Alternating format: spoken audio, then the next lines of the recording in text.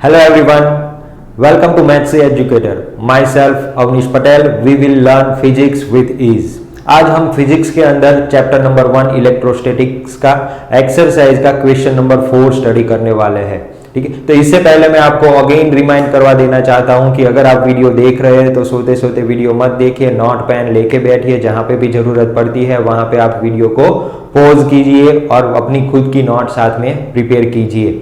Okay, चलो आज हम एक्सरसाइज का क्वेश्चन नंबर 4 देखने वाले हैं। क्वेश्चन में क्या दिया, टोटली ये थियोरिटिकल क्वेश्चंस है, तो पहले हम क्वेश्चन पढ़ लेते हैं। क्वेश्चन में क्या दिया है, क्या फाइंड आउट करना है। Okay, explain the meaning of the statement electric charge of a body is quantized. आपको ये मीनिंग, ये स्टेटमेंट का मीनिंग समझाना है कि इलेक्ट्रिक चार्ज जो होता है वो क्वांटाइज्ड होता है। तो ये क्वेश्चन समझने के लिए पहले तो आपको थियरी क्लियर करनी पड़ेगी। कौन सी थियरी? तो बेसिक्स ऑफ चार्ज क्या होता है, कैसे जनरेट तो नहीं बोल सकते, लेकिन कैसे एक बॉडी से दूसरी बॉडी में ट्रांसफर होता है, चार्ज की प्रॉपर्टीज क्या होती है, वो सारी बेसिक्स थियरी आपको क्लियर करनी पड़ेगी। यानी कि वो इंजेक्शन आपको अपने ब्लड में लेना है। कौन सा? तो कि चार्ज को। तो चलो बच्चों, पहले हम चार्ज को, यानी कि हमारा जो बेसिक्स है ये पूरे 12th का जो बेसिक्स है दैट इज चार्ज, उसको हम हमारे पूरे ब्लड में डाल देते हैं। बच्चों, आज हम एक बहुत ही ब्यूटीफुल और बहुत ही अच्छी थियरी देखने जाने वाले हैं दैट इज रिलेटेड टू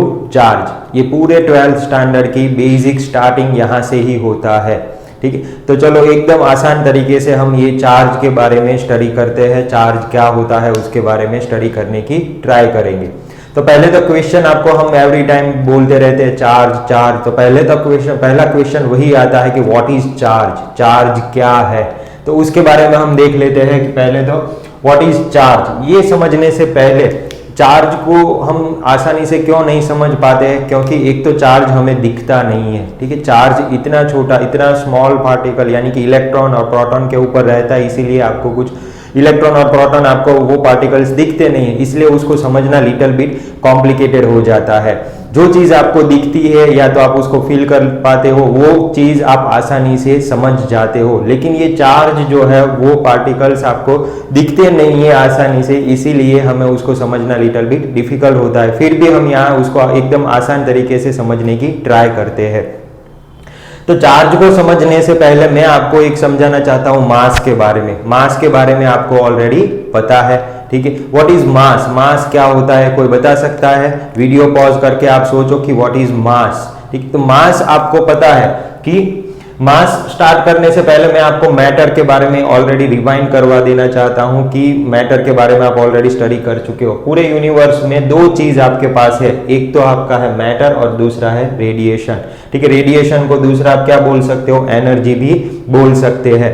तो मैटर, रेडिएशन के बारे में अभी हम ज्यादा स्टडी नहीं करेंगे, पीछे जो आपका सेकंड सेमेस्टर है उसमें थोड़ा बहुत रेडिएशन के बारे में स्टडी करेंगे, लेकिन मेन चीज हमारा पूरा 11th आपने मैटर के ऊपर निकाल दिया।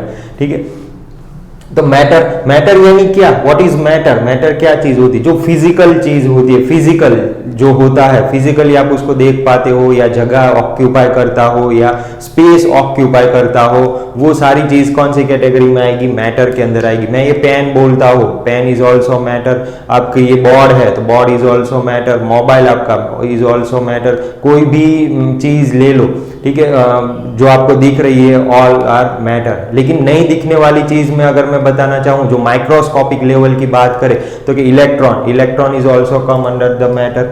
यानी कि जो भी चीज जगह ऑक्यूपाई करता है उसको हम क्या बोलते हैं? मैटर। इलेक्ट्रॉन होगा, भले आपको दिखता नहीं है, लेकिन कुछ ना कुछ तो उसका वॉल्यूम होगा या कुछ ना कुछ वो जगह तो ऑक्यूपाई करेगा ही, इसीलिए वो मैटर की कैटेगरी में आता है। सिंपली आप बोल सकते हो कि फिजिकल इन नेचर, जो भी चीज फिजिकली नेचर में होती है उसको हम क्या बोलते हैं? मैटर बोल सकते हो। वो जगह ऑक्यूपाई करता है, नीड स्पेस, उसको कुछ ना कुछ स्पेस चाहिए या तो उसके पास कुछ ना कुछ वॉल्यूम होता है। ठीक है, तो वो सारी चीज कौन से कैटेगरी में आएगी? मैटर के अंदर आएगी। तो रेडिएशन यानी क्या? एनर्जी यानी कि non physical in nature. Energy कोई फिजिकल नहीं होती है। उसका मैं एक एग्जांपल आपको देता हूं, हीट एनर्जी अगर है तो वो एनर्जी का एक फॉर्म है, तो वो फिजिकल नहीं होता है नेचर में, उसको कुछ जगह ऑक्यूपाई करने की जरूरत नहीं पड़ती है, उसको कुछ स्पेस भी नहीं चाहिए। ठीक है, कि आपका पानी गर्म है तो उसके पानी वाटर के पास हीट एनर्जी है, पानी ठंडा हो जाएगा तो भी उसके पास उतनी ही स्पेस होगी, पानी गर्म होगा तो भी उतनी ही स्पेस रहेगी, ठीक है। तो वो जितनी जगह ऑक्यूपाई करता है वो रेडिएशन के लिए कोई नॉन फिजिकल इन नेचर होता है, उसको फील कर सकते हो आप, देख नहीं सकते या पकड़ नहीं सकते, सिर्फ उसको फील कर सकते हो, यानी कि आपके पास अगर उसका सेंसर है तो उसको सेंस कर सकते हो। हीट एनर्जी, हमारी skin is also one type of sensor, तो वो जो हमारी स्किन है वो हीट को सेंस कर सकती है, यानी कि हीट एनर्जी को सेंस कर सकती है। हमारी eye is also one type of sensor, तो वो कौन सी एनर्जी को सेंस कर सकती है, कोई बता सकता है? Light is also one type of energy, तो उसको वो सेंस करती है। तो सिर्फ रेडिएशन यानी कि एनर्जी को आप सेंस कर सकते हो, यानी कि फील कर सकते हो, वो नॉन फिजिकल इन नेचर होता है। मैटर फिजिकल इन नेचर होता है, कुछ ना कुछ जगह ऑक्यूपाई करता है, स्पेस ऑक्यूपाई करता है। अब धीरे धीरे हम मास के ऊपर आते हैं। मैंने आपको बोला था मास क्या होता है, तो देखो मैटर जो है उसकी एक प्रॉपर्टी है, दैट इज मैटर की कई सारी प्रॉपर्टी आप 9th 10th में पढ़ चुके हो, तो उसमें से एक प्रॉपर्टी होती है कि मैटर के पास क्या होता है, मास होता है।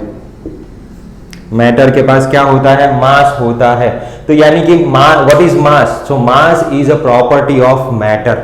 मैटर की एक प्रॉपर्टी है कि एवरी मैटर हैज अ मास, कुछ ना कुछ मास होगा। ये पेन तो इसका कुछ मास है, ये मेरे स्पेक तो उसका कुछ मास है, व्हाइट बोर्ड उसका कुछ मास है, इलेक्ट्रॉन का कुछ मास है, प्रोटॉन का कुछ मास होगा, ठीक है। तो उस तरीके से मैटर की एक प्रॉपर्टी है जो जिसको हम क्या बोलते हैं, मास। तो सिमिलरली मैटर के पास एक दूसरी भी प्रॉपर्टी है जिसको हम बोलते हैं चार्ज। मैटर के पास एक दूसरी प्रॉपर्टी है जिसको हम बोलते हैं चार्ज। तो charge is what? It is nothing but the property of matter. कैसे हमें पता चला वो हम बाद में देखते हैं, तो इतना आपको क्लियर होना चाहिए। जैसे mass is a property of matter, similarly charge is also one type of property of matter, ठीक है। मैटर की एक प्रॉपर्टी है। ओके, अब ये तो पता, मैंने आपको बताया कि charge is a property of matter, लेकिन ये चार्ज के बारे में पता कैसे चला, ठीक है। तो जब ये सारी इंफॉर्मेशन सपोज समझ लो कि हमारे पास नहीं थी, तो इनिशियली क्या हुआ होगा कि कुछ ऑब्जर्वेशन हुए होंगे। तो किस चीज के ऑब्जर्वेशन? तो एक सिंपल सा एग्जांपल मैं देता हूं आपको। अगर विंटर के अंदर आपके हेयर के अंदर आपने ऑयल नहीं डाला है और कॉम्ब भी आपका ऑयली नहीं है, ठीक है, तो आप विंटर के अंदर चेक करना कि अपने हेयर के पास आप कॉम्ब ले जाओगे तो कॉम्ब के आपके जो हेयर है वो कॉम्ब के साथ क्या होंगे, चिपकने लगेंगे। या समटाइम्स आपके ये एक्सपेरिमेंट भी आप अभी कर सकते हो कि कागज के छोटे छोटे टुकड़े आप ले सकते हो, छोटे छोटे टुकड़े आप कोई वुडन प्लान के ऊपर रख दो और एक ग्लास का रॉड लेके आओ। ग्लास के रॉड को पहले आप कुछ भी किए बिना ग्लास के रॉड को आप कागज के टुकड़ों के नजदीक ले जाओ। ये तो कागज के टुकड़े और ये ग्लास के रॉड के बीच में एक फोर्स लगेगा। कौन सा फोर्स होगा? Due to mass. मास की वजह से एक फोर्स लगता है, that force is called as a gravitational force Fg। वो आप 9th स्टैंडर्ड में स्टडी कर चुके हो और 11th में भी हमने पूरा इसका चैप्टर स्टडी कि कागज के टुकड़े के पास भी मास है, वो ग्लास के रॉड के पास भी मास है, दोनों को आप नजदीक ले जाओगे, दोनों के बीच में एक फोर्स लगेगा, ग्रेविटेशनल फोर्स, और वो फोर्स आपका अट्रैक्टिव फोर्स होगा। आपने चेक किया कि ग्लास के रॉड के साथ कागज के टुकड़े चिपक नहीं रहे हैं, कुछ भी नहीं हो रहा। मैं ग्लास का टुकड़ा लाया, रॉड लाया, उसको कागज के टुकड़े के साथ लेके नजदीक लेके गया, कुछ भी इफेक्ट नहीं हुई।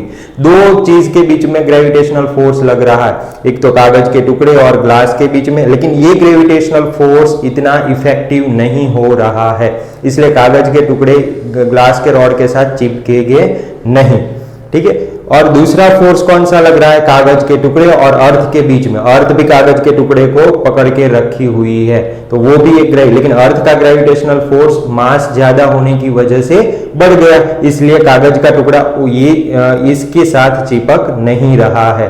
ओके, अब मैंने क्या किया, ये ग्लास के रॉड को कोई वूलन या फिर वूलन के साथ मैंने रब किया, वूलन के साथ, वूल के साथ मैंने कुछ बहुत ही रब कर दिया। रब करने के बाद में एक ग्लास के टुकड़े को कागज के पास ले गया, तो मैंने क्या ऑब्जर्वेशन किया कि कागज के टुकड़े ये ग्लास के रॉड के साथ चिपकने लगे। तो यहाँ पे ऑब्जर्वेशन क्या हुआ, पहले जब मैं नॉर्मल ग्लास का रॉड कागज के टुकड़े पे लेके गया तो कागज के टुकड़े चिपके नहीं, उनके बीच में एक सिर्फ ग्रेविटेशनल फोर्स ही लग रहा था जो इनफ नहीं था। फिर मैंने ये रब किया, उसकी वजह से इसके पास ऐसा कुछ आ गया जिसकी वजह से वो कागज के टुकड़े के ऊपर ग्रेविटेशनल फोर्स के अलावा कोई दूसरा फोर्स कागज के टुकड़े के ऊपर लगा रहा है और कागज के टुकड़े ये ग्लास के साथ चिपक रहे हैं।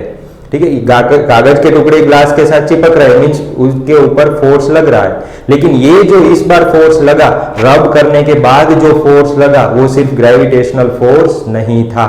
कैसे पता चला, तो जैसे मैं नॉर्मल लेके आया था तब भी ग्रेविटेशनल फोर्स था, नहीं चिपका, फोर्स इनफ नहीं था।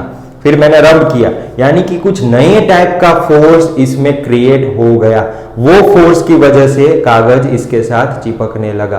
तो वो फोर्स, इसके पास ऐसा कुछ आ गया जो कागज को अपनी तरफ खींच रहा है, वो जो कुछ आ गया उसको ही हम क्या बोलते हैं, चार्ज बोलते हैं। यानी कि ये बॉडी क्या हो गई, चार्ज्ड बॉडी हो गई। जैसे मैंने इसको वूल के साथ रब किया, ये बॉडी क्या हो गई, चार्ज्ड हो गई। चार्ज्ड होने के बाद ये कागज के टुकड़े को खींच रही है। यानी कि इसके ऊपर से हमें पता चला कि ग्रेविटेशनल फोर्स के अलावा भी कोई एक डिफरेंट टाइप का फोर्स है। फिर उसमें कई सारे एक्सपेरिमेंट हुए, वो एक्सपेरिमेंट के ऊपर से हमें पता चला कि दो टाइप के चार्जेस होंगे। हाँ, फिर एक्सपेरिमेंट में ऐसा भी पता चला कि कभी कभी दो बॉडी के बीच में अट्रैक्शन भी होता था और कभी कभी रिपल्शन भी होता था। यानी कि कभी कभार ये बॉडी के पास ऐसा कुछ आ जाता था कि दोनों के बीच में अट्रैक्शन हो रहा था और कभी कभार सेम बॉडी के बीच में रिपल्शन भी हो रहा था। तो ऐसा क्यों हुआ, तो उसके ऊपर से एक कंक्लूजन और निकला कि ग्रेविटेशनल फोर्स के अलावा एक दूसरा फोर्स तो है ही, और वो फोर्स दो टाइप का होता है, अट्रैक्टिव एंड रिपल्सिव।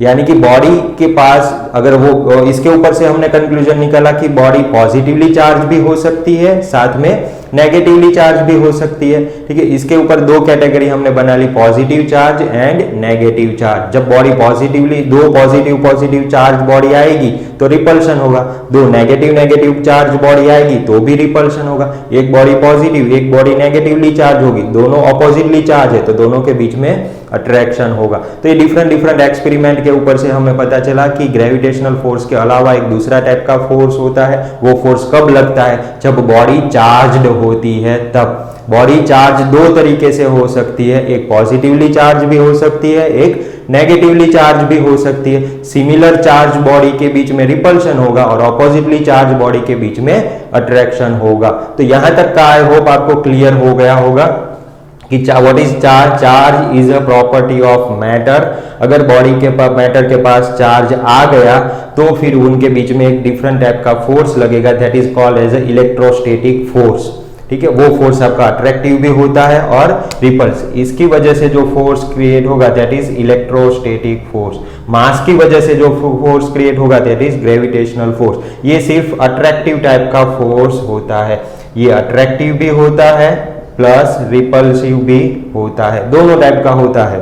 ठीक है, तो ये चीज आपको ध्यान में रखनी है। मास के चार्ज के बारे में दो टाइप के चार्ज आपके क्रिएट हो गए, positive charge and negative charge हो सकता है। तो और आगे एक्सपेरिमेंट हुए, उसके ऊपर से हमें पता चला कि जो इलेक्ट्रॉन होता है उसके पास नेगेटिव चार्ज होता है और दूसरा हमारा पार्टिकल है प्रोटॉन, उसके पास कैसा चार्ज होता है, पॉजिटिव चार्ज होता है। तो वो डिफरेंट एक्सपेरिमेंट होते रहे, धीरे धीरे आगे इसमें स्टडी होती रही और नई नई चीज हमें पता चलती गई। तो ये हमारा बेसिक्स था। Charge is a property of matter. Body दो तरीके के चार्ज बॉडी के पास आ सकता है, नेगेटिव चार्ज या तो पॉजिटिव चार्ज। सेम चार्ज के बीच में रिपल्शन, ऑपोजिट चार्ज के बीच में अट्रैक्शन। इलेक्ट्रॉन के पास नेगेटिव चार्ज होता है, प्रोटॉन के पास पॉजिटिव चार्ज होता है। अब बॉडी चार्ज कैसे होती है वो मैं आपको एक थोड़ा सा बता देना चाहता हूं। तो यहां पे देखो, पहले तो बॉडी ये चार्ज होता किसके पास है, मैंने तो आपको यहां पे बता दिया, प्रोटॉन एंड इलेक्ट्रॉन। लेकिन कैसे पता चला, क्योंकि बॉडी, कोई भी मैटर या कोई भी बॉडी होगी उसका स्मॉलेस्ट पार्टिकल आप पहले क्या बताओगे कि मॉलिक्यूल। मॉलिक्यूल से भी छोटा पार्टिकल क्या बताओगे, एटम। एटम से भी छोटा क्या बताओगे, तो इलेक्ट्रॉन, प्रोटॉन एंड न्यूट्रॉन। ठीक है, तो पहले आपकी बॉडी, उसके बाद मॉलिक्यूल्स, उसके बाद एटम्स, उसके बाद प्रोटॉन, इलेक्ट्रॉन एंड न्यूट्रॉन। ठीक है, ओके। तो ये एटम का स्ट्रक्चर अगर हम देखें तो क्या है एटम का स्ट्रक्चर, इसके अंदर प्रोटॉन एंड न्यूट्रॉन, प्रोटॉन का पॉजिटिव, न्यूट्रॉन न्यूट्रल है, और उसके अराउंड इलेक्ट्रॉन रिवॉल्व करते रहते हैं। ये इलेक्ट्रॉन, जितने भी प्रोटॉन होंगे, number of proton is equal to number of electron. यानी कि एटम की अगर मैं बात करूं, कोई भी एटम कैसा होता है, इलेक्ट्रिकली न्यूट्रल होता है। कोई भी एटम इलेक्ट्रिकली न्यूट्रल होता है, ये ध्यान में रखना है। ओके, अब कोई भी रीजन की वजह से उसको कोई बाहर से एनर्जी, अगर ये एटम को बाहर से एनर्जी मिलती है, एनर्जी हीट फॉर्म में हो सकती है, लाइट फॉर्म में हो सकती है, इलेक्ट्रिकल फॉर्म में हो सकती है, केमिकल फॉर्म में, कोई भी फॉर्म में हो सकती है, तो एनर्जी अगर इसको मिलेगी, ठीक है, तो ये इलेक्ट्रॉन एनर्जी गेन करेगा और ये इलेक्ट्रॉन यहां से क्या हो जाएगा, रिमूव हो जाएगा और फ्री हो जाएगा। यहां से वो निकल जाएगा और फ्री, ये इलेक्ट्रॉन को हम क्या बोलेंगे, फ्री इलेक्ट्रॉन। यानी कि अब इसके पास सिर्फ पॉजिटिव चार्ज बचा हुआ है, तो ये क्या बन गया, पॉजिटिव चार्ज्ड आयन, और ये नेगेटिवली चार्ज इलेक्ट्रॉन। ठीक है, ये पॉजिटिवली चार्ज आयन, ये नेगेटिवली चार्ज इलेक्ट्रॉन। अब देखो, प्रोटॉन तो कोई न्यूक्लियस से आप अलग नहीं निकालोगे, पूरे चैप्टर में आप पॉजिटिव चार्ज भी बोलोगे, नेगेटिव चार्ज भी बोलोगे, दोनों चार्ज की हम डिस्कशन करेंगे। चैप्टर नंबर 3 में करंट का फ्लो करवाएंगे। ठीक है, फर्स्ट चैप्टर में हम बॉडी को पॉजिटिवली चार्ज भी करेंगे, नेगेटिवली चार्ज भी करेंगे, लेकिन उसके ऊपर से आपको JEE में MCQ आते हैं। किस तरीके से, देखो कि बॉडी को अगर हम पॉजिटिवली चार्ज करते हैं तो क्या होता है, एंड नेगेटिवली चार्ज करते हैं तो क्या होता है। अब यहां पे देखो, ये जो पॉजिटिवली चार्ज आयन है उसको हम जनरली क्या बोलेंगे, पॉजिटिव चार्ज, और इसको हम बोलेंगे नेगेटिव चार्ज। ये पूरी चीज को हम बोलेंगे पॉजिटिव चार्ज और इसको बोलेंगे नेगेटिव। अब इसका मास इलेक्ट्रॉन के कंपेयर में बहुत ही ज्यादा है।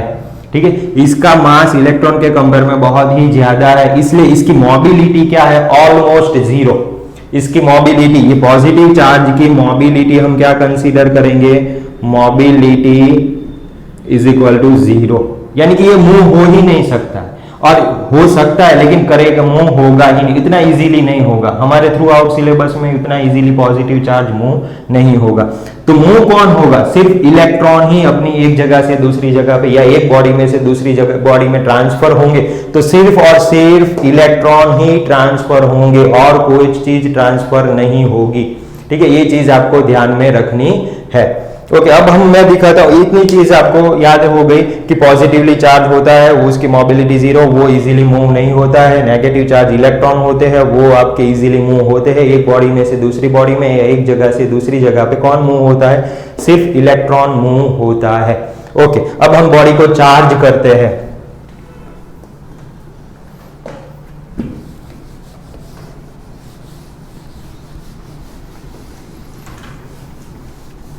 चार्ज करने के 3 मेन तरीके हैं।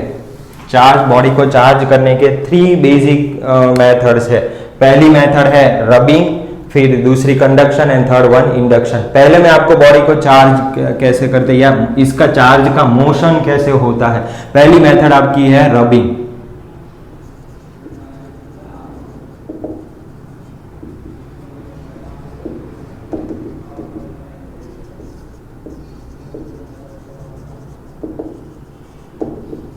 वो तो सिंपल है कि दो बॉडी को आप रब करते हो, ठीक है, रब करते हो तो रब की होने की वजह से कई सारे इलेक्ट्रॉन एक बॉडी में से दूसरी बॉडी में ट्रांसफर हो जाएंगे। अब वो डिपेंड कौन से कैसे करेंगे, किसके ऊपर करेगा कि एक बॉडी में से दूसरी बॉडी में, चलो 2 बॉडी मैंने ली है, एक बॉडी ये है, दूसरी बॉडी ये है, ये दोनों को मैं रबिंग करता हूं ऊपर नीचे, ठीक है, ऐसे मैं रब कर रहा हूं 2 बॉडी को। तो इसके दोनों के मटेरियल कुछ डिफरेंट है। इसका मटेरियल M1 बोल देता हूं, इसका मटेरियल M2 बोल देता हूं। अब देखो, एक तो फोर्स, ये जो आपका न्यूक्लियस है उसके साथ अगर इलेक्ट्रॉन होगा तो इनके बीच में भी एक फोर्स रहता है, attractive force. Nucleus and electron के बीच में भी एक फोर्स रहता है। तो यहां पे जो एटम्स होंगे जो इसके नजदीक वाले रीजन, जो सरफेस एक दूसरे के कांटेक्ट में आ रही, उसके पास भी इलेक्ट्रॉन इलेक्ट्रॉन इलेक्ट्रॉन, सेंटर में पॉजिटिव, सेंटर में पॉजिटिव, सेंटर में positive positive positive, electron electron electron, ऐसा होगा और दोनों के बीच में रबिंग होगा। अब दोनों में से कोई एक मैटर का न्यूक्लियस के साथ, इलेक्ट्रॉन न्यूक्लियस का जो फोर्स होगा, इलेक्ट्रॉन न्यूक्लियस का जो फोर्स होगा वो वीक होगा और दूसरे का स्ट्रांग होगा। सपोज इसका जो फोर्स है वो वीक है और इसका जो फोर्स है, इलेक्ट्रॉन और न्यूक्लियस के बीच का जो फोर्स है, इसका स्ट्रांग है और इसका वीक है। तो ये मटेरियल का वीक फोर्स है और इसका स्ट्रांग है, तो क्या होगा, जब आप रबिंग करोगे तो ये इलेक्ट्रॉन यहां से डीअटैच हो जाएंगे और दूसरी बॉडी में एंटर कर जाएंगे। ये इलेक्ट्रॉन यहां से निकल गया और दूसरी बॉडी में एंटर कर गया, ये इलेक्ट्रॉन यहां से निकल गया और दूसरी बॉडी में एंटर कर गया। अब देखो, जैसे ही एक इलेक्ट्रॉन इसने लूज किया, ये क्या हो गया, positively charged ion. Electron lose किया, positively charge ion, electron lose किया, पॉजिटिवली चार्ज आयन। इसने एक इलेक्ट्रॉन एक्स्ट्रा गेन किया, ये तो न्यूट्रल है, न्यूट्रल न्यूट्रल न्यूट्रल, इसके पास 1 2 3 एक्स्ट्रा इलेक्ट्रॉन हो गए, यानी कि ये बॉडी कैसी हो गई, नेगेटिवली चार्ज हो गई, ये बॉडी कैसी होगी, पॉजिटिवली चार्ज। कौन से चार्ज का मोशन हुआ, पॉजिटिव चार्ज तो कहीं मूव हुआ ही नहीं, लेकिन हमें फील क्या होगा कि पॉजिटिव चार्ज इस तरफ आया होगा और नेगेटिव चार्ज इस तरफ आया होगा, लेकिन रियलिटी में ओनली नेगेटिव चार्ज ही, इलेक्ट्रॉन ही ट्रांसफर हुए, पॉजिटिव चार्ज तो अपनी जगह पे ही है। ठीक है, तो ये रबिंग मेथड से हुआ। रबिंग मेथड में आपको ये ध्यान रखना है, न्यूक्लियस इलेक्ट्रॉन के बीच में जो फोर्स है, जिसका वीक होगा उसका इलेक्ट्रॉन इजीली दूसरी बॉडी में ट्रांसफर हो जाएगा। अब दूसरी मेथड हम देख रहे हैं, कंडक्शन।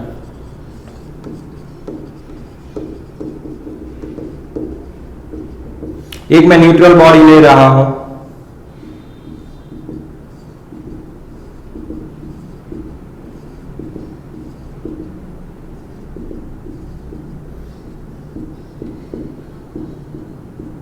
न्यूट्रल है, जितने पॉजिटिव उतने ही नेगेटिव है, न्यूट्रल बॉडी है। दूसरी में चार्ज बॉडी लेके आता हूं, कैसी charge, negatively charge. Negatively charge body का मीनिंग क्या है, इसके पास इलेक्ट्रॉन ज्यादा है, इसके पास क्या है, इलेक्ट्रॉन एक्सेस इलेक्ट्रॉन है, कुछ एक्स्ट्रा इलेक्ट्रॉन है, इलेक्ट्रॉन इलेक्ट्रॉन के बीच में रिपल्शन होगा। ठीक है, रिपल्शन होगा तो जैसे ही उसको रास्ता, अगर ये सिंगल नेगेटिवली चार्ज बॉडी है, इसको अभी तक रास्ता नहीं मिला, तब तक इलेक्ट्रॉन इसके अंदर रहेंगे, क्योंकि वो एयर में से ट्रांसफर नहीं हो सकते। Air is a very heavy insulator, इसलिए वो एयर में से इलेक्ट्रॉन ट्रांसफर नहीं हो सकते। तो क्या हुआ, जैसे ही मैंने ये दोनों का कांटेक्ट करवाया, कंडक्शन मेथड में हमें दोनों का कांटेक्ट करवाना है, जैसे ही मैंने इसका कांटेक्ट करवाया, क्या होगा, ये इनके बीच में क्या हो रहा है, रिपल्शन हो रहा है। रिपल्शन हो रहा है तो उनको एक रास्ता मिल गया, तो इलेक्ट्रॉन यहां से निकल जाएंगे, इसमें एंटर हो जाएंगे, इलेक्ट्रॉन यहां से धीरे धीरे निकलना चालू हो जाएंगे, इसमें एंटर होना चालू, इलेक्ट्रॉन यहां से धीरे धीरे निकल के, एक इलेक्ट्रॉन निकला, एक इलेक्ट्रॉन एंटर किया, एक इलेक्ट्रॉन निकला, एक इलेक्ट्रॉन एंटर किया, एक इलेक्ट्रॉन निकला, एक इलेक्ट्रॉन एंटर किया, इलेक्ट्रॉन इसमें ट्रांसफर होना चालू हो गए। कौन सी चार्ज ट्रांसफर हो रहे हैं, नेगेटिव चार्ज, यानी कि इलेक्ट्रॉन ट्रांसफर हो रहे हैं, पॉजिटिव चार्ज कहीं, तो इसका नेगेटिव चार्ज कम हो गया और ये बॉडी अब क्या हो गई, नेगेटिवली चार्ज्ड हो गई। कब तक ये ट्रांसफर होता रहेगा, तो जब तक दोनों में इक्विलिब्रियम बैलेंस नहीं हो जाता तब तक। सपोज एक रूम में 100 बच्चे भरे हुए हैं, एक छोटी सी रूम में, तो वहां पे वो जब तक उनको डोर ओपन नहीं होगा तब तक उनके बीच में रिपल्शन जैसा होता रहेगा, झगड़ा भी होता रहेगा। लेकिन जैसे ही डोर ओपन करोगे और सामने दूसरा क्लास ओपन है, वो क्लास में जैसे ही वो एंटर करेंगे, लेकिन वो क्लास दूसरे क्लास में भी कहां तक जाएंगे, जब तक दोनों क्लास में इक्वली बैलेंस नहीं हो जाता, कि यहां पे भी 50 बच्चे और वहां पे भी 50 बच्चे, इक्वली बैलेंस नहीं हो जाता, तब तक वो ट्रांसफर होते रहेंगे। तो जहां जब तक ये इक्वली डिस्ट्रीब्यूशन, यानी कि डेंसिटी ध्यान में रखनी है, नंबर ऑफ चार्जेस मत ध्यान में रखना, वरना क्योंकि ये बॉडी छोटी है और ये बॉडी बड़ी है, तो इसमें ज्यादा इलेक्ट्रॉन आ सकते हैं, इसमें कम इलेक्ट्रॉन आ सकते हैं। ठीक है, इसलिए दोनों में का डेंसिटी, चार्ज डेंसिटी जब तक दोनों में सेम नहीं हो जाती तब तक इलेक्ट्रॉन ट्रांसफर होते रहेंगे। मेन चीज ध्यान एमसीक्यू के लिए जरूरी है, चार्ज डेंसिटी दोनों में सेम होना जरूरी है। दोनों की चार्ज डेंसिटी सेम नहीं होती तब तक ये इलेक्ट्रॉन इसमें ट्रांसफर होते रहेंगे। ओके, चलो क्विकली हम पॉजिटिवली चार्ज के लिए कैसे होगा वो देख लेते हैं।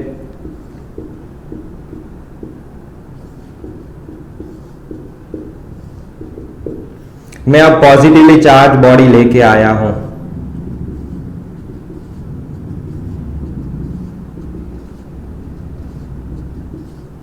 मैंने अब पहले भी बोला था पॉजिटिव चार्ज मूव नहीं होगा, तो ये काम क्या करेगा, इलेक्ट्रॉन को अपनी तरफ खींचेगा। इसके पास ज्यादा पॉजिटिव चार्ज है, ये क्या करेगा, इलेक्ट्रॉन को ये बॉडी में से अपनी तरफ खींचेगा। तो जो नजदीक वाला रीजन होगा उसका इलेक्ट्रॉन खींच लेगा, यहां से इलेक्ट्रॉन आ गया, यहां पे बैठ गया, तो क्या हुआ, ये पॉजिटिव चार्ज कम हो गया और एक पॉजिटिव चार्ज यहां पे बढ़ गया।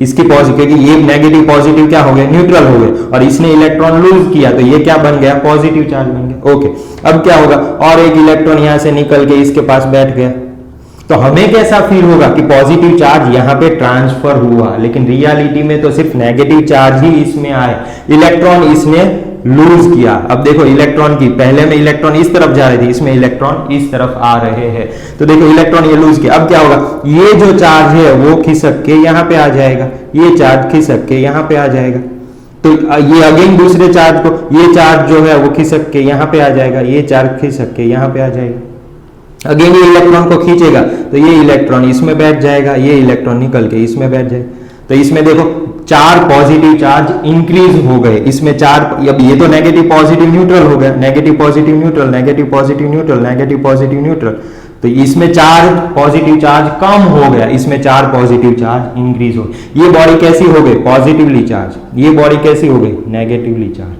यानी कि जब भी कोई बॉडी इलेक्ट्रॉन गेन करती है तब वो नेगेटिवली चार्ज बनती है, और बॉडी इलेक्ट्रॉन लूज करती है तब वो पॉजिटिवली चार्ज बनती है। अब मुझे इसका मास बताओ, मास इंक्रीज होगा या डिक्रीज होगा, किसका, इसमें देखो इलेक्ट्रॉन इसमें एंटर कर रहे हैं, यानी कि इलेक्ट्रॉन का मास इसमें ऐड हो रहा है, तो इसका मास क्या होगा, इंक्रीज होगा। एमसीक्यू के लिए ध्यान रखना कि जब भी इलेक्ट्रॉन गेन होते हैं, बॉडी नेगेटिवली चार्ज बनती है, तब उसका मास इंक्रीज होता है। जब बॉडी पॉजिटिवली चार्ज बनती है, उसने इलेक्ट्रॉन लूज किया, तो इलेक्ट्रॉन जितना मास उसने लूज किया तो इसका मास क्या होता है, डिक्रीज होता है।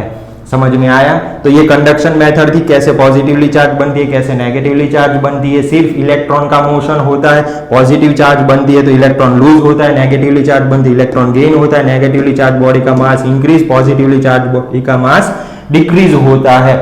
एमसीक्यू के लिए, और कब तक ट्रांसफर होता रहेगा, जब तक दोनों की चार्ज डेंसिटी इक्वली डिस्ट्रीब्यूट नहीं हो जाती तब तक होता रहेगा। इसमें भी ध्यान दो, ऐसा नहीं होगा कि पॉजिटिव चार्ज एक कोने में पड़े रहेंगे, नहीं, इसमें भी वो इक्वली डिस्ट्रीब्यूट होंगे। पॉजिटिव चार्ज यहाँ पे आ गया होगा, ये न्यूट्रल हो गया होगा, पॉजिटिव चार्ज यहाँ पे, ये न्यूट्रल, यानी कि इक्वल डिस्ट्रीब्यूशन पूरी बॉडी में होगा, तब तक वो काम चलता रहेगा, फिर बाद में स्टॉप हो जाएगा। तो ये 2 method, rubbing and conduction method. Third method जो है वो क्विकली आपको समझा देता हूं, that is your induction.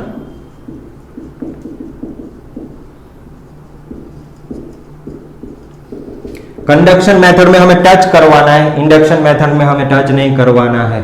Like this, ये बॉडी न्यूट्रल है, दूसरी बॉडी में पॉजिटिवली चार्ज में बॉडी लेके आया हूं, दोनों को टच नहीं करवाया है, सिर्फ नजदीक लेके आया हूं। नजदीक लेके आऊंगा, क्या करेगा, ये बॉडी नेगेटिव चार्ज को अपनी तरफ खींचेगी, यानी कि बॉडी के, ये तो पहले न्यूट्रल थी, इसके पास जितने भी नेगेटिव चार्ज है उतने पॉजिटिव चार्ज, लेकिन डिस्ट्रीब्यूशन चेंज हो जाएगा। जैसे मैं इसको नजदीक लाऊंगा, इलेक्ट्रॉन को अपनी तरफ खींचेगी तो इलेक्ट्रॉन जो होंगे वो इस तरफ डिस्ट्रीब्यूट हो जाएंगे, पॉजिटिव चार्ज इस तरफ डिस्ट्रीब्यूट हो जाएंगे।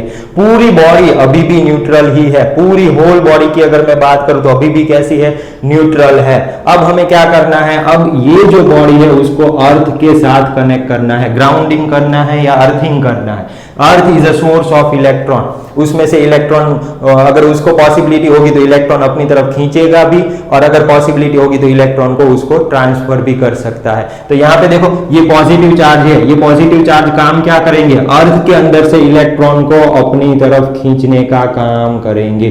तो एक इलेक्ट्रॉन आएगा, इसके साथ बैठ गया, दूसरा आया, इसके साथ बैठ गया, तीसरा, चौथा, पांचवा, छठा, ये 6 इलेक्ट्रॉन उसने खींच ली।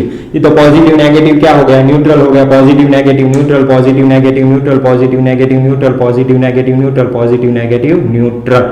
अब मैं अर्थ को हटा देता हूं, हटा दिया। अब चेक करो बॉडी कैसी है, नेगेटिवली चार्ज है या पॉजिटिवली चार्ज। अब बॉडी नेगेटिवली चार्ज, क्योंकि उसने एक्स्ट्रा इलेक्ट्रॉन कहां से उसको मिले, ट्रांसफर तो इलेक्ट्रॉन का ही होगा, नेगेटिव हो या पॉजिटिव बॉडी हो, लेकिन ट्रांसफर तो इलेक्ट्रॉन का ही होगा। इलेक्ट्रॉन कहां से उसको मिले, अर्थ में से। अर्थ में से इलेक्ट्रॉन यहां पे गए, उसको इलेक्ट्रॉन मिले, इलेक्ट्रॉन मिले, इसीलिए वो नेगेटिवली चार्ज बॉडी हो गई। नेगेटिवली चार्ज बॉडी हुई तो उसका मास क्या होगा, डाउन हो गया। क्लियर। तो ये नेगेटिवली चार्ज। अब हमें पॉजिटिवली चार्ज बॉडी करनी है थ्रू इंडक्शन मेथड। तो दूसरी बॉडी में लेके आया पॉजिटिव, सॉरी अब मुझे नेगेटिव, ये कैसी हो गई नेगेटिवली चार्ज। अब जैसे मैं इसको नेगेटिव रखा, डिस्ट्रीब्यूशन चेंज हो गया, इसके नजदीक वाले रीजन में पॉजिटिव चार्ज हो गए, दूर वाले रीजन में नेगेटिव चार्ज डिस्ट्रीब्यूट हो गए। इसको मैंने अर्थ के साथ कनेक्ट किया। अब पॉसिबिलिटी क्या है, ये इलेक्ट्रॉन को अर्थ में से खींच नहीं सकता क्योंकि यहाँ तो ऑलरेडी इलेक्ट्रॉन है, नेगेटिव चार्ज है। तो ये इलेक्ट्रॉन को रास्ता मिल गया, इसलिए ये इलेक्ट्रॉन इसके अंदर एंटर करना चालू हो जाएंगे। एक इलेक्ट्रॉन निकल गया, यहां से एंटर कर, दूसरा इलेक्ट्रॉन निकल गया, एंटर गया, तीसरा इलेक्ट्रॉन निकल गया, एंटर हो गया, चौथा इलेक्ट्रॉन, 4 इलेक्ट्रॉन इसके अंदर चले गए। अब पॉसिबिलिटी नहीं हो रही, अब वो इलेक्ट्रॉन उसमें एंटर नहीं फॉर एग्जांपल हो पा रहे। अब देखो, अब मैं अर्थ को यहां से डिस्कनेक्ट कर देता हूं, बात खत्म। अब ये बॉडी कैसी चार्ज है, 2 पॉजिटिव 2 नेगेटिव। अब उसके पास 4 एक्सेस पॉजिटिव चार्ज बच गए, 4 एक्सेस पॉजिटिव चार्ज है, यानी कि ये बॉडी कैसी है, पॉजिटिवली चार्ज है। कैसे, इलेक्ट्रॉन इसने लूज किए, इलेक्ट्रॉन लूज करता है, इलेक्ट्रॉन लूज करता है तो बॉडी पॉजिटिवली चार्ज बनती है। इलेक्ट्रॉन लूज हुआ, पॉजिटिवली चार्ज बॉडी बन गई। अगर पॉजिटिवली चार्ज बनी है तो इसका मास क्या हुआ होगा, मास डिक्रीज हुआ होगा। कब तक होता रहेगा, जब तक इक्वली डिस्ट्रीब्यूशन नहीं होगा तब तक होता रहेगा। तो ये नेगेटिव, ये 3 मेथड हो गए, rubbing method, conduction method and induction method. आपको इसका बेसिक्स क्लियर रखना है। पॉजिटिव चार्ज कहीं मूव नहीं होता है, ओनली नेगेटिव चार्ज ही ट्रांसफर होता है या एक जगह से दूसरी जगह पे मूव होता है। देखने में हमें लगेगा कि यहां से यहां पॉजिटिव चार्ज इसमें ट्रांसफर हुआ, लेकिन रियलिटी में ऐसा नहीं होता। फिर भी अगर समझ में नहीं आए तो वीडियो को अगेन रिवाइंड करो और फिर से एक बार देख लो, लेकिन ये बेसिक फंडा क्लियर कर लो। क्लियर। तो ये चार्जिंग की 3 मेथड आपका, आई होप आपको अब क्लियर हो गई हो। ओके, अब ये फ्री, मैंने अभी आपको बताया कि कोई भी बॉडी में फ्री इलेक्ट्रॉन्स रहते हैं, ठीक है। कोई भी बॉडी आपकी रहेगी तो उसके अंदर कुछ ना कुछ फ्री इलेक्ट्रॉन्स, आपके पॉजिटिव आयन फ्री इलेक्ट्रॉन्स ऐसे मूव करते रहते हैं रूम टेम्परेचर पे, ठीक है। तो ये फ्री इलेक्ट्रॉन, ये कितने, कोई डिफरेंट मटेरियल में ये फ्री इलेक्ट्रॉन की क्वांटिटी डिफरेंट होती है, ठीक है। तो वो फ्री इलेक्ट्रॉन की अवेलेबिलिटी के हिसाब से मटेरियल का क्लासिफिकेशन होता है। ऑलरेडी आपको पता है, पहला क्लासिफिकेशन में पहला आता है कंडक्टर, यानी उसमें नंबर ऑफ फ्री इलेक्ट्रॉन सबसे ज्यादा होते हैं, ठीक है। जो आपका वायर, घर के अंदर जो इलेक्ट्रिक वायर चल रहा है, that is your conductor. Iron है, फिर आपका कॉपर है, एल्यूमिनियम है, वो सारे आपके कंडक्टर। गोल्ड की कंडक्टिविटी, गोल्ड सबसे बेस्ट कंडक्टर माना जाता है। तो ये फ्री इलेक्ट्रॉन उसमें सबसे ज्यादा होता है, उसको कंडक्टर बोलते हैं। सबसे कम यानी नियर अबाउट 0 होते हैं, वो मटेरियल को आपको पता है क्या बोलते हैं, उसको इंसुलेटर बोलते हैं। इंसुलेटर में फ्री इलेक्ट्रॉन्स अवेलेबल ऑलमोस्ट 0 होते हैं, कुछ होते ही नहीं, इसलिए उसमें easily current, electric current pass नहीं होता है। फिर बीच में आता है सेमीकंडक्टर, जो हम 14th चैप्टर में स्टडी करने वाले। सेमीकंडक्टर में क्या होता है कि कुछ टेम्परेचर पे वो एज अ इंसुलेटर बिहेव करेगा और हायर टेम्परेचर पे वो एज अ कंडक्टर बिहेव करेगा। दोनों टाइप की वो कैरेक्टरिस्टिक दिखाता है, लेकिन वो डिपेंड ऑन टेम्परेचर। तो उस टाइप के मटेरियल को हम सेमीकंडक्टर बोलते हैं। और लास्टली आपका बच गया है सुपर कंडक्टर, जिसकी रजिस्टिविटी क्या मानी जाती है, 0 मानी जाती है। ऐसा मटेरियल जिसकी रजिस्टिविटी 0 होती है, उसकी कुछ भी रजिस्टिविटी नहीं होती है, तो ऐसे मटेरियल को हम क्या बोलते हैं, सुपर कंडक्टर। लेकिन अनफॉर्चुनेटली रियल लाइफ में ऐसे सुपर कंडक्टर बहुत ही कम मिलते हैं, और जो भी अवेलेबल है सुपर कंडक्टर वो भी बहुत ही low temperature, minus something degree में आपके टेम्परेचर पे वो as a super conductor behave करते हैं, जिसका यूज हम रियल लाइफ में नहीं कर सकते क्योंकि वो कॉस्टली हो जाएगा, कॉस्ट इफेक्टिव हो जाएगा, ठीक। तो ये मटेरियल का क्लासिफिकेशन थोड़ा ओवरव्यू मैंने आपको दिया, उतना इंपॉर्टेंट नहीं था लेकिन मैंने आपको समझा दिया। अब जो इंपॉर्टेंट चीज बात करने वाला हूं मैं, basic property of electric charge, वो आपको थोड़ा ध्यान में रखना है। इसके ऊपर से भी एमसीक्यू आपके पूछते हैं। Basic property of electric charge. बच्चों मेरे हैंड राइटिंग इतने अच्छे नहीं है, लेकिन अब आई होप आपको ये समझ में आ रहे हैं। पहली है एडिटिविटी,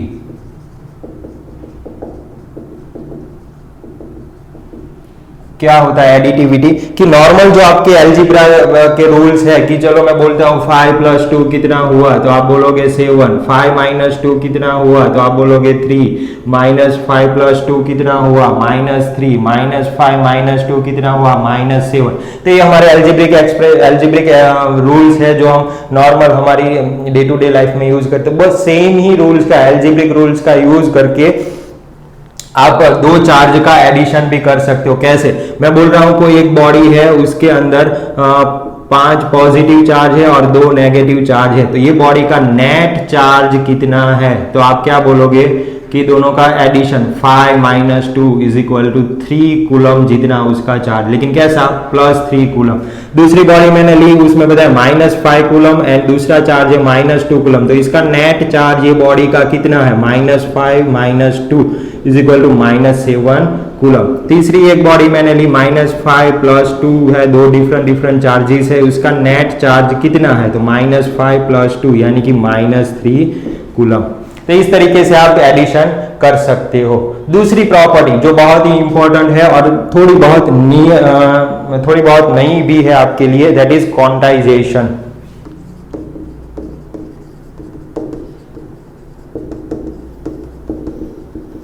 इसका मतलब क्या है, quantization of charge, quantization of charges.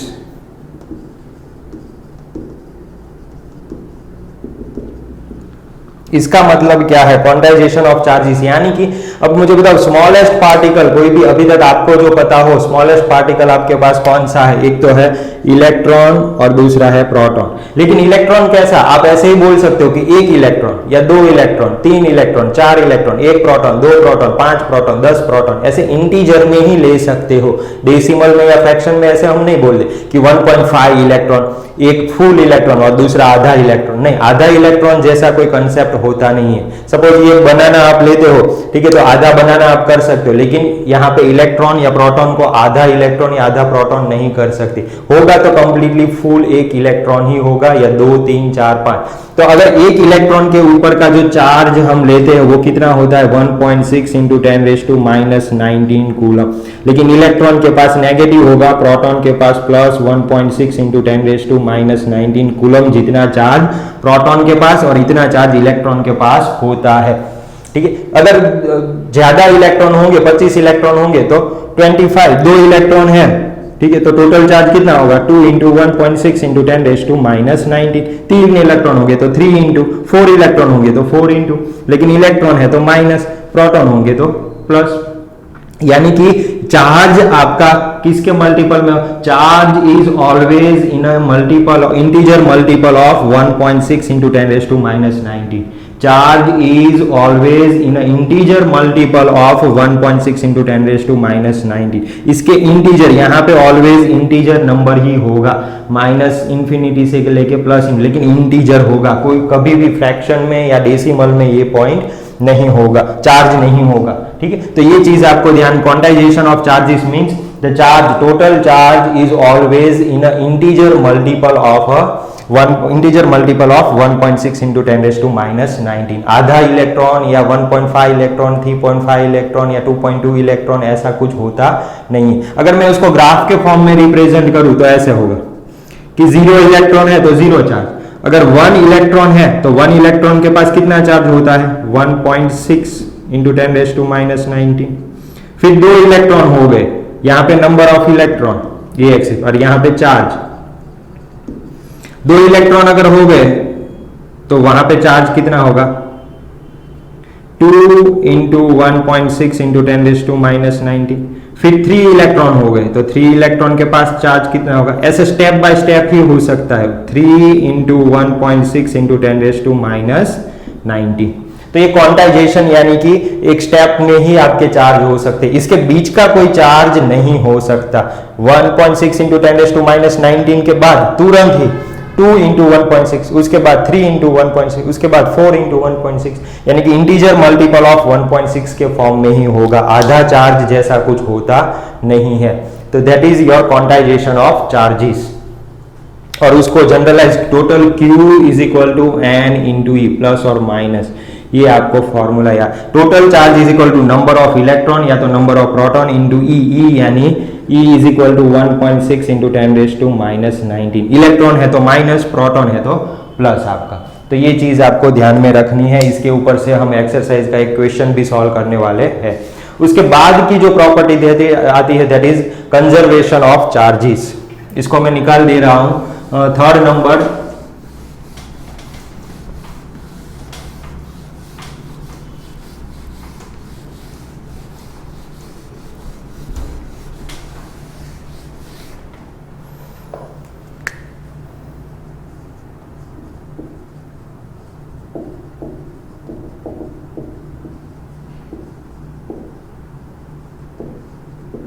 Conservation of charges, यानी कि पहले क्या माना जाता था कि टोटल चार्ज जो रहता है वो कंजर्व रहता है, ना तो आप उसको डिस्ट्रॉय कर सकते हो ना तो उसको आप क्रिएट कर सकते हो। लेकिन आइंस्टाइन की जो थियरी आई थी E equal to M C square के हिसाब से, क्या थी वो theory? E is equal to M C square, यानी कि मास डिस्ट्रॉय होगा तो उसमें से एनर्जी मिलेगी। अगर मास डिस्ट्रॉय हो रहा है यानी कि पार्टिकल डिस्ट्रॉय हो रहा है, पार्टिकल डिस्ट्रॉय हो रहा है यानी कि मैटर डिस्ट्रॉय हो रहा है, मैटर डिस्ट्रॉय हो रहा है, तो मैटर के पास जो प्रॉपर्टी है चार्ज, वो चार्ज भी क्या हो रहा है? डिस्ट्रॉय हो रहा है। ठीक है, यानी कि आइंस्टाइन की ये थियरी के बाद ये डिफाइन हुआ कि चार्ज को हम डिस्ट्रॉय कर सकते हैं और नया चार्ज क्रिएट भी कर सकते हैं। तो कैसे? तो उसके बाद एक थोड़ा सा उसमें मॉडिफिकेशन किया कि आइसोलेटेड चार्ज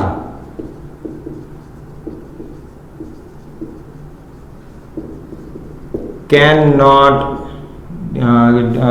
बी जनरेटेड और डिस्ट्रॉय, यानी कि अकेले अगर मैं पॉजिटिव चार्ज को डिस्ट्रॉय करना चाहता हूं या अकेले नेगेटिव चार्ज को डिस्ट्रॉय करना चाहता हूं तो ऐसा नहीं हो सकता। अगर होंगे तो दोनों साथ में डिस्ट्रॉय होंगे और जनरेट होंगे तो भी दोनों साथ में जनरेट होंगे।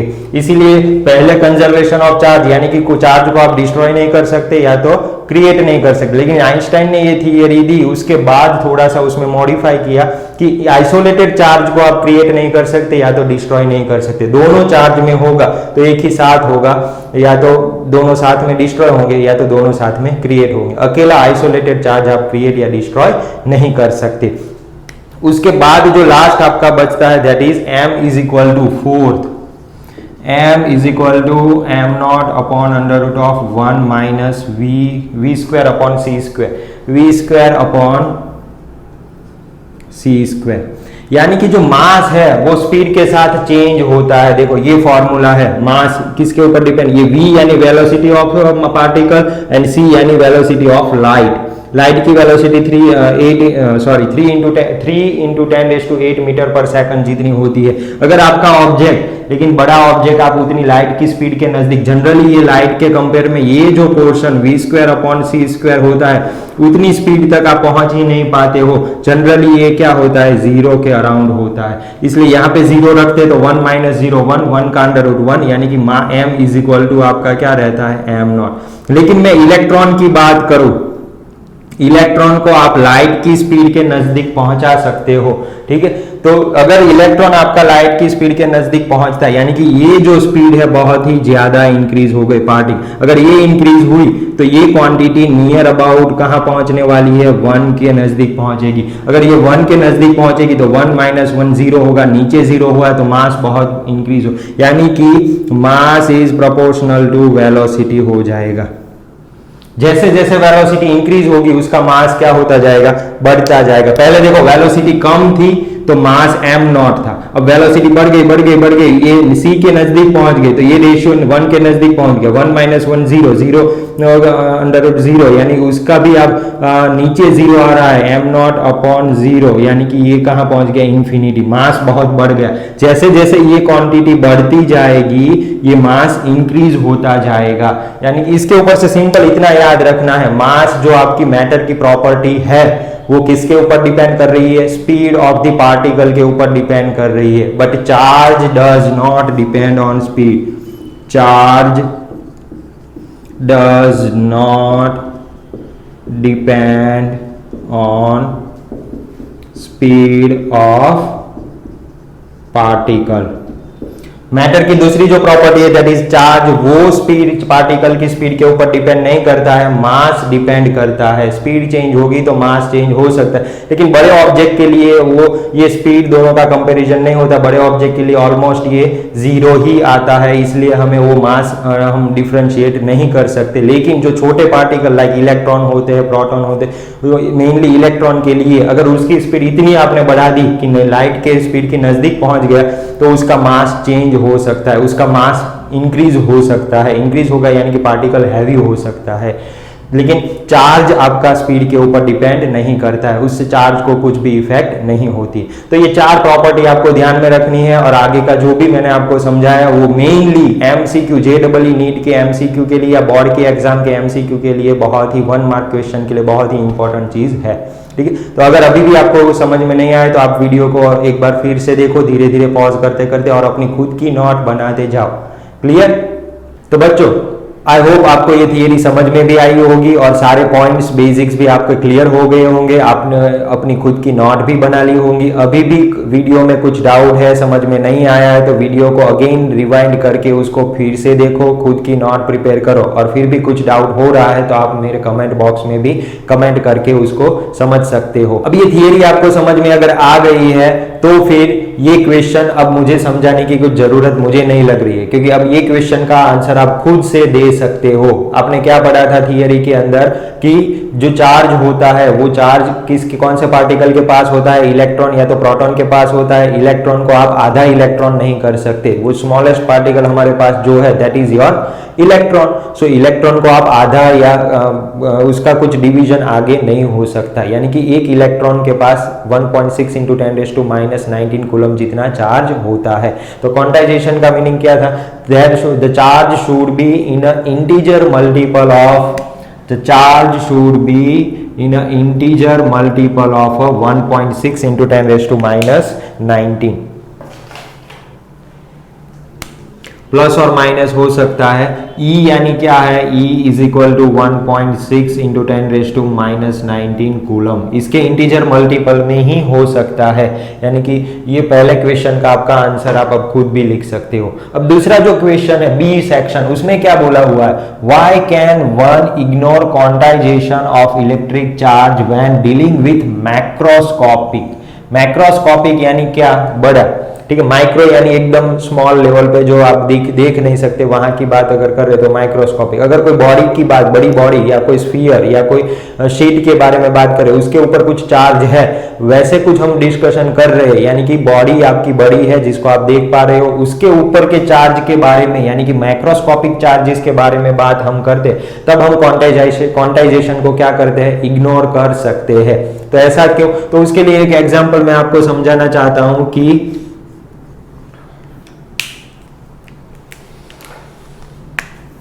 चलो मेरे पास 2 कूलम चार्ज है। कितना?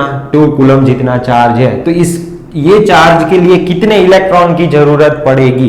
ठीक है, तो कितने इलेक्ट्रॉन? तो इलेक्ट्रॉन कैलकुलेट करने के लिए मैं ये फॉर्मूला का यूज करूंगा, Q is equal two electron की जरूरत पड़ेगी, पॉजिटिव नेगेटिव चार्ज समझ लो, -2 कूलम जितना चार्ज है, यानी कि N इंटू ई कितना है? -2, यहाँ पे माइनस आएगा, नेगेटिव इलेक्ट्रॉन है इसलिए -2 coulomb is equal to -n into 1.6 into 10⁻⁻⁹।